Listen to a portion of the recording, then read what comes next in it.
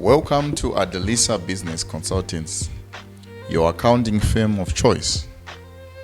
If this is your first time coming on this platform, kindly subscribe, like, share, and comment.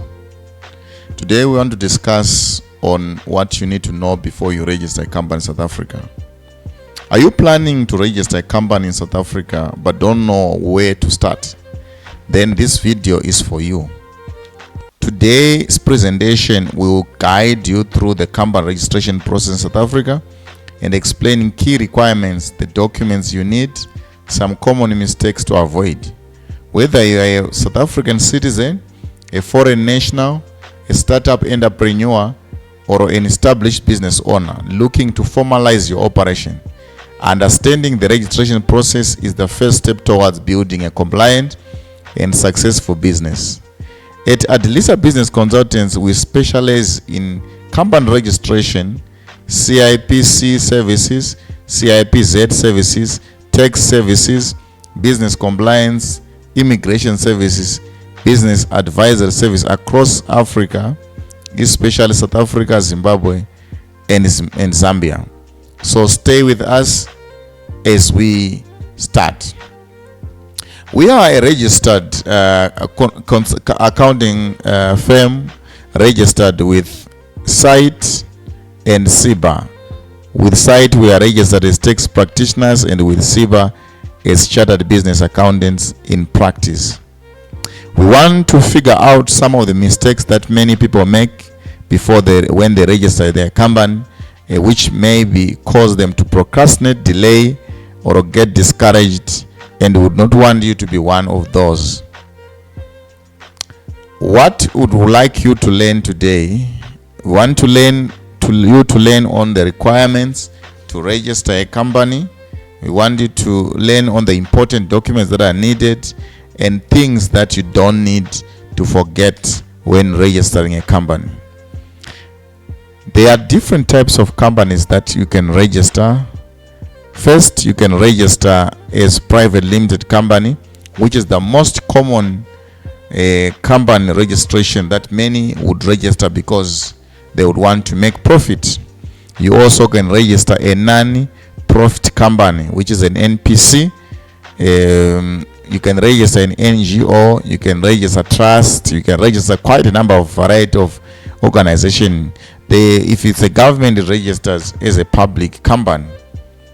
And most will choose private limited because it's for profit. The information that you need before you register a company, you need 4 unique names. And these names must be very peculiar, special, and different. Usually, you must not choose one word. For example, you can register a one word like maybe Oman. It might be existing already. So usually if you put a second word or a third, for example, Oman manufacturing, Oman construction, Oman something like that, it helps you to pick to be accepted on the name reservation. You will need also a certified ID copy. We will need also proof of address. You will need also one at least director of the company. The ID must be certified. If it's a booklet, you must just take the back part of it and send. We can help you to certify as certified commissioners. You also need to give us an address in the Republic. You also provide one director who might happen to be the incorporator of the company. We also need contact details, cell phone details, email address for the director and for the company. If it's one, you can use one. It's also fine. The second thing that we want you to know is when registering a company, you should choose what you call the financial year end. The year consists of 12 months, which you should choose. Usually, we prefer February because that's where SARS has its financial year end. You got labor also has this financial end. Many other organs have the same financial end as February. SARS is the most important organ there. So when they roll out their financial, you can also be rolling out your financial so that you don't have to be disturbed. This works well with quite a number of accountants. For the registered address, the address that is needed can be a home or an office address, and it must be in South Africa. You must not be worried when you start registering. This can be changed in future. Let's say you are registered before you really know where you are going to operate from. You can always change in the near future when you want to change the address. Maybe when you go to an office, you've been operating from home, now you're operating from a special certain office. You can always change in the future. Then I also want to discuss with you on the directors.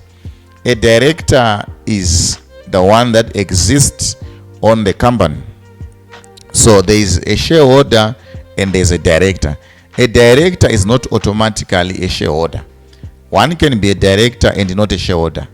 He might be existing on the company documents, but being not the owner. What certifies one to be a shareholder is the share certificate. Is the one that's pronounced and declare how many shares the shareholder has and the amount of the shares. Then we also have so there's a difference between a director and a shareholder. Directors are not automatically owners. They might be just directors running the company or just existing on the company documents. Then these can also be changed. You can change a director. The shareholders might decide to say, no, we disqualify this director, we want to put another. If you want to put 5 directors, it's up to you. If you want to put 1, maybe you're starting, I don't know which ones you want to add. You can start with 1. If you want 3, 4, you can always change this in the future. Your name also, even if you register a company, it's possible for you to then change the name. You can register a company. Sometimes CIPC, if you lodge the reservation together with registration and there is no name, they will also automatically register that company as a number. It can be 2024 0 so as a number. So what you need to do, you just need to know that in the future you can change the name to the name that you would have reserved later, which might be a bit expensive. And also the other thing that you need to know, after registering a company, you need to know that the company will quickly be aligned with SARS. Automatically, when you register a company with CIPC, it will then generate a tax number generated from also SARS. So there is a link. As you register a company, you get your company registered, then it automatically get linked with SARS. And when you go to open a bank account, SARS already know that you have opened a bank account and you are trading.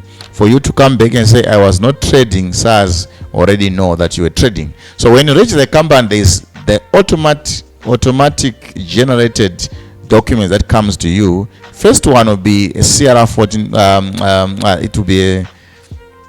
It will be just one document, but then you need to download the documents. The first one that you need to download is a CRR 14.3, which is a registration certificate, the official proof of company registration showing enterprise details and active directors on that document. And it also shows the tax number.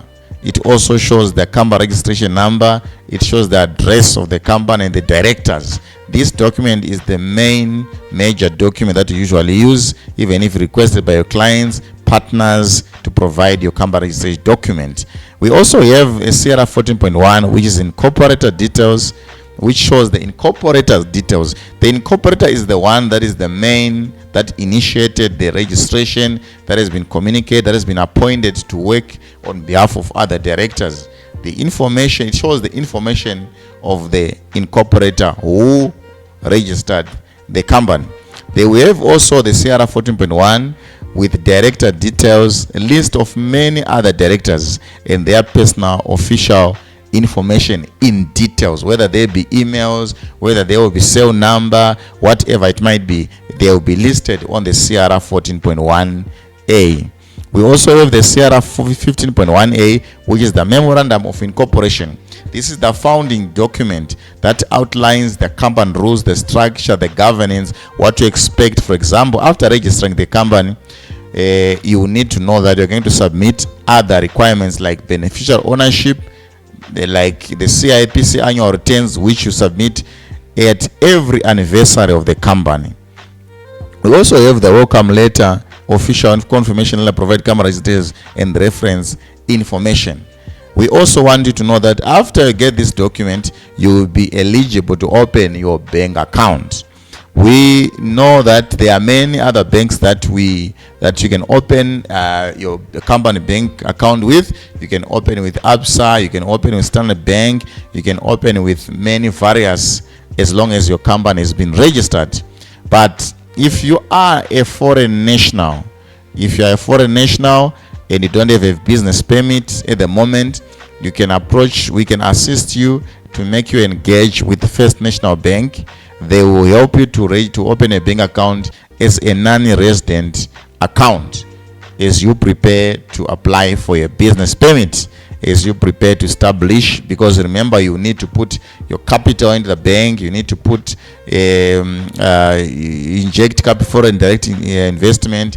That's how you put it in and registered with different bodies. So you need a bank account. Even if you be a foreigner, you can actually open without having a business permit, especially with FNB.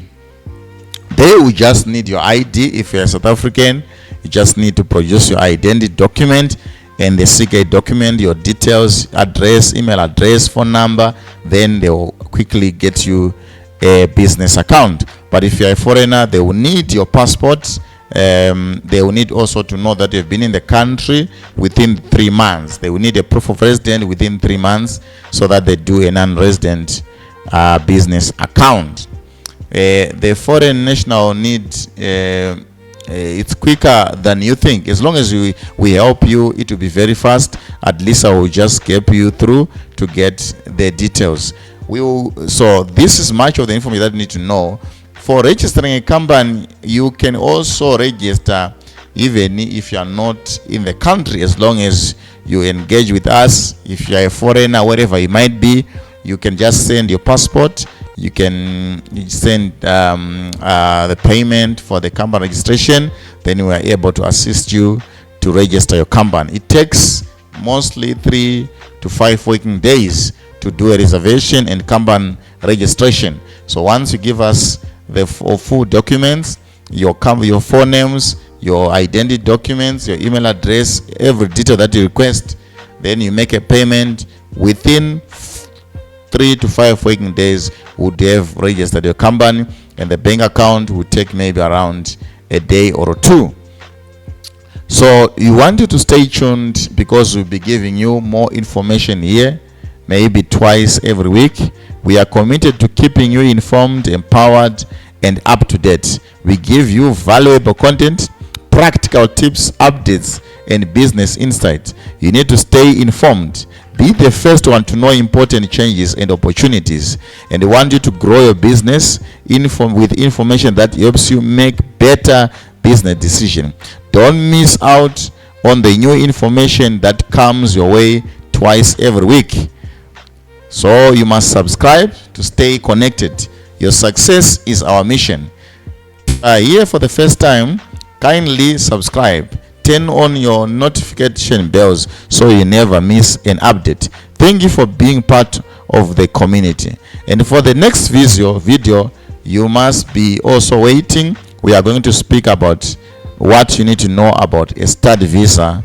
So don't apply for a study visa until you watch this video. We give you step-by-step full guide, requirements, process, timelines, and the way you apply. Thank you for being part of us, and we appreciate your company. Thank you, and bye-bye.